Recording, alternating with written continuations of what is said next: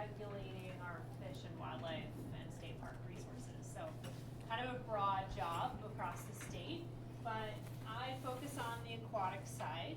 So Mr. Esch also said, I would kind of tell you there is actually a difference between the word fish and fisheries. And so a lot of us biologists who work on this area will try to use the word fisheries because it's a bit more comprehensive. It includes more things than just the fish. And so when I was in school, I was taught that fisheries or fisheries can mean a bunch of things, but traditionally made up of 3 different things. So if you were to take a guess at what those 3 things might be, do you have any ideas? One should be kind of a giveaway. Yeah. The fish, yes, exactly. Part of the word fisheries, the fish, yeah. The other, like, life in the water? So that's part of it, yeah, and kind of we wrap that up into what we call habitat. So place they live, the other life, or you can say something like that, yeah. And so we include all of that, the place, any clean water, pollution, whatever, habitat. What else? Crustaceans? So that could be part of it if they exist, definitely. And so so far we have fish, we have the habitat, and then the third thing is actually in this room. Yeah. Human influence?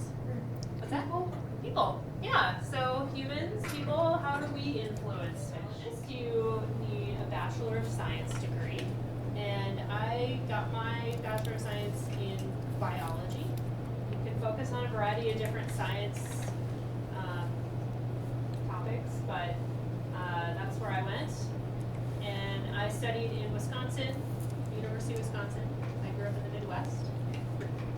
And then you also need a Master of Science degree, which is something you get after a bachelor's, and you continue to take some classes, but mostly it's all about having a project and going through the scientific method to answer a question or a variety of questions. And then you go and collect data and you analyze the data and then you share that information. It's kind of showed you a roadmap of how to become a biologist. And now I'll get into a little more of just what we do daily. But if you really boil it all down, we basically ask questions about aquatic life, usually fish, but sometimes beyond that, and then we go out and try to answer them. And sometimes, depending on how much is known about a certain area that you're interested in, you may have to start with really basic questions. What might be some questions that you would have if you came into the Flathead Valley here and you've never been here before, you didn't know anything about it, no one had ever studied it? Pretend you're Lewis and Clark. What might you ask if you're interested in aquatic life and fish? Yeah. What kind of animals live in habitat? Yeah, what do we have? What exists here? What sort of fish live here or there? And Flathead Lake or the river, and did we put them there or did they evolve here? Yeah. What food do they eat? Yeah. What do they need to survive from a food standpoint, or what eats them? We might want to know, back to that definition of the word fishery, what parts of their habitat impact their survival and how many there are. So whether it's food or non-living things like clean water, places to hide from predators, what do they need to survive? And then that third part of fishery, the humans, how do we as people impact them? Whether it's from our fishing regulations or building houses right next to the river and then all of our lawn fertilizer going into the river, how are we impacting aquatic life? So that is something we study a lot too.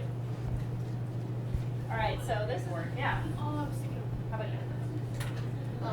river stamp? Yeah, Hungry Horse Dam. Yeah, anybody know what river that's on? It's got the word fork in it. North Fork? Not to North Fork, opposite direction. South South Fork. Yeah. So this dam created Hungry Horse Reservoir, which is just a term used to describe a human-made lake, man-made lake, caused by a dam. And what are some impacts of a dam on fish? Yeah. The fish can't like move to different places. Yeah, they can't. They can't go past that. They can't go upstream. They have a really hard time going downstream, but they definitely can't go upstream. They do sometimes build these things called fish ladders, which kind of go around the dam and allow fish to pass, but we don't have one of those on this dam. And so it's kind of like a big block in the whole system. And usually dams are put in because they want to control flooding and generate power, and impacts to fish and wildlife are kind of secondary. But we think about that a lot now. Things have changed a lot over time. What about these things? Anybody know what those pipes are called? Yeah. Culvert, yeah, nice. So why would we use culverts? Why would people install culverts under a road? Yeah. Water control. Yeah, so water can flow. So we put culverts anytime you see some water here, when there's a creek or some kind of water body that is near a road and it wants to flow where the road is. And water usually wins over time. So the road washes out if we don't put culverts. But back when people fish so much, they mainly wanted to make sure the road didn't wash out. And so they might build them like this, where maybe there's water flowing through there during springtime. Biologists, we learned over time that fish usually need the whole stream to carry out their lives, to find food, to reproduce, not just a little section of it. And so we try to build culverts that don't strand fish now. They're bigger, they may not even have bottoms. So that's something we've learned over time through our work. Okay, here's a creek that doesn't really look that great. What do you think might be bad about that situation for fish? Why would that not be a great thing if you're a fish? It's not so cool about that. Yeah. The water isn't very clean. Right, why that matter? Fish can't see as well. Yeah, they can't find their food. Fish around here, most of them need to see their food to find it, so they won't be able to eat very well in that situation. Think about if fish breathe underwater. Imagine trying to breathe that. It's kind of tough. It's kind of like if we're breathing in a lot of pollution or a lot of dust or something, sort of our version of that. So that's not so great for them.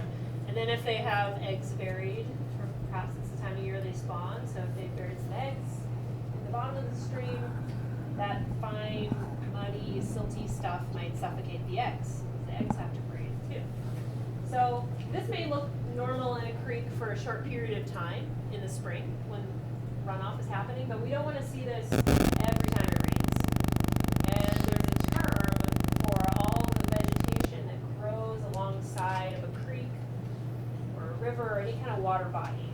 And it's one of these terms up here. Anybody have a guess for what we call that? Yeah. Now sculpin. Try another one. Yeah. Ginimo? Not Ginimo. Red. Not red. Just working down the list.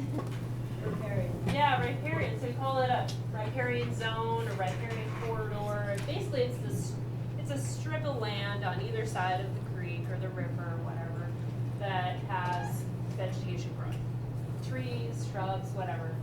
But along that, it helps to keep the creeks cool too, with shading, not getting too hot. So we've learned about that. Anybody know what kind of fish that is? Big. Yeah. Pike. Yeah. Northern pike. Is it introduced or native? It's actually introduced, but it is native north and east of here, different parts of the country. So these were introduced. A lot of fish have been introduced over time, and like you probably know or have learned, you never introduce something without some kind of consequence, even and often unintended consequences. And so northern pike were introduced because people wanted to catch them, but it turns out, they don't get big like that eating algae. But we didn't know that until we studied them and learned what they eat and how they interact with their native fish. So that's something we do a lot of.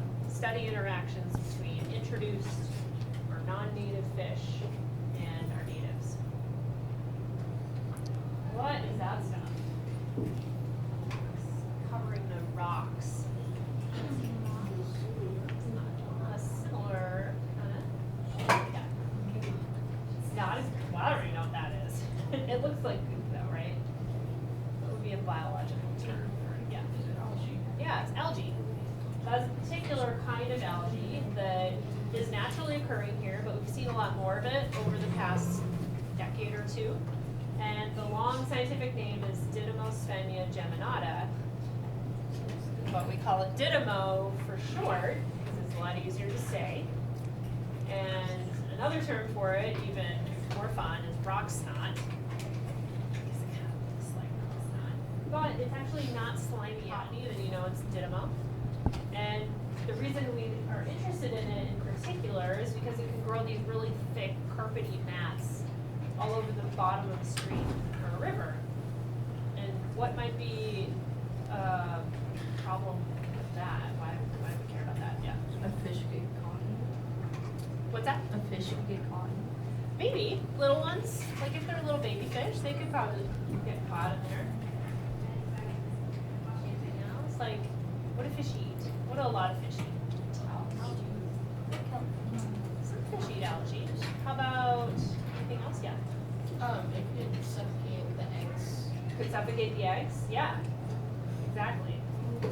But a lot of fish eat insects, aquatic insects or terrestrial or so this is actually really tough for insects to grow in. And it's not a very good food source. So if there's fewer insects, there's probably eventually going to be fewer fish. So we want to kind of keep track of the whole ecosystem, and that is a part of it.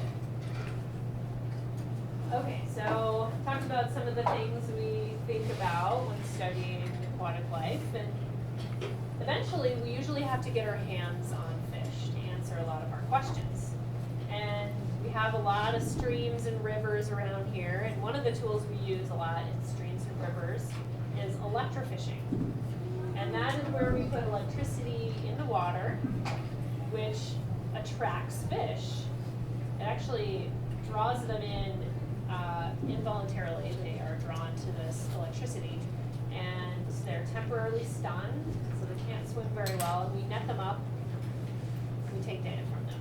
So this is a picture of us doing some electrofishing in a creek. And when we're in a creek and it's small enough, we can use a backpack. And we have all the gear we use for a creek over there on the table. And I'm going to have a couple of volunteers in just a second come up and demonstrate what that's all about. So if you go on the far end of the carpet, you can stand there for a second. And then we'll get you ready. So this is the backpack. What? This is the backpack with like all of the field sampling gear and it's like our lunches and water. So there's a lot of stuff. Shock it that way. Yeah. There you go. Yeah, but sometimes it's not. And you have to be the netter as well. So you're ready with the net. Huh? Net your shoes. They're white. So imagine you guys are in the creek and you're upstream and you're downstream. So you always want to be downstream of this shocker because he's going to shock the fish and they're going to be attracted to that ring, but then they're going to be stunned and they're going to float down. So you're going to catch them in the net. Yeah. Answer what's we holding a fish. Yeah. Whether if like there's a sickness going on, let's see if they're healthy. Yeah, do they have any diseases? Are they healthy? Anything else? Yeah. What type of fish it is? Yeah, what species are we looking at? Exactly. Anything else? You might want to weigh the fish. We look at weight and length, and that can give us an idea of how healthy they are. We might take a little piece of fin. Sometimes we'll do genetic analyses.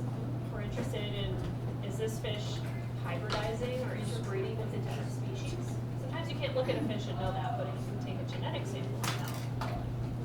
There's a lot of different things we can answer if we just have fish in hand.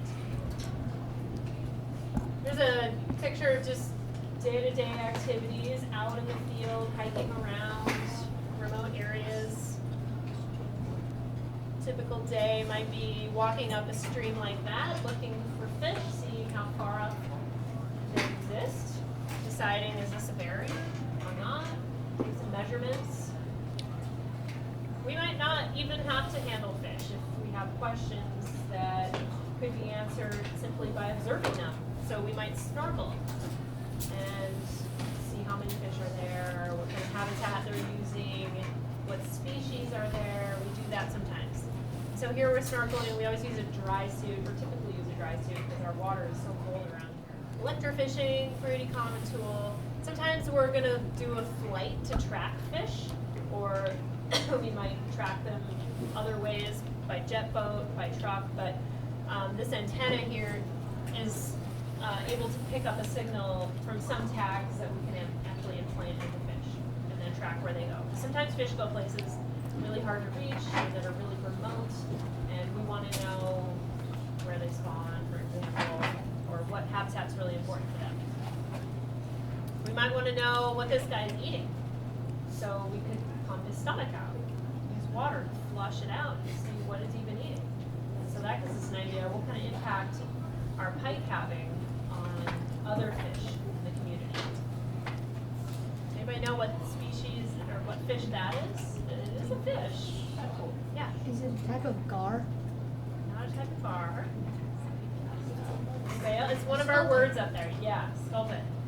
So sculpin are little fish that are found throughout the Northwest U.S. and they only maybe get like, I don't know, 3 to 6 inches long, depending on the species. But they're an important food source for some fish that people like to catch. And so we collect them, we observe them, we collect them sometimes when we're out electrofishing. You would never probably catch them actually angling, but because of the tools we use, we can find out that these guys look. Sometimes we use boats on lakes and different types of nets. Electrofishing doesn't really work as well on lakes. We might inject tags into fish. Some are very small, like this kind of tag. And this guy's pointing to a bright spot in the gravel. Any guesses as to what that is? Where is it? Yeah, it's hard to see, but it's kind of right here. Yeah. Is it like a spawn egg thingy? Yeah. Where they lay their eggs? Yep. And we call that basically the last word left up there. Red. Yeah, so we call those spawning nests reds, and we'll go out and count them in the fall. For example, when bull trout spawn, cutthroat spawn in the spring. So that gives us an idea of how many adults are out there. Just different field work pictures, day-to-day stuff. Here's a surgery to implant a little bit bigger tag. We're able to track fish with. North Fork, somewhere where a cutthroat might spawn. Just some field work pictures, doing some snorkeling, some angling, and then this is an example of a net we might use in a lake when we're trying to capture fish, called a gill net. They don't see it very well, they swim into it, and then they get caught by their gills. Any questions about all of that?